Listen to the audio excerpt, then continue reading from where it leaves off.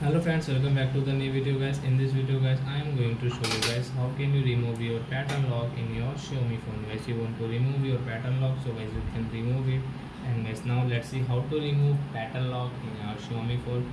In this video guys, I am going to show you friends. So guys, now let's see how to remove it. But before starting video friends, first of all go and subscribe my channel, click the bell icon and like my video. So guys, now let's start the video. And first of all guys, open your phone setting to remove your pattern lock. Scroll it, password and security setting guys, tap here. Guys, click on screen lock setting and guys draw your pattern. And as you can see, turn off lock screen. So guys, tap here to off from here.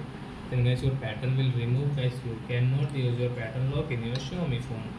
So I hope friends you have understood how to remove pattern lock in our Xiaomi phone. So that's it guys, thanks for watching, bye bye. Before going guys, please go and like my video, subscribe my channel, bye bye friends.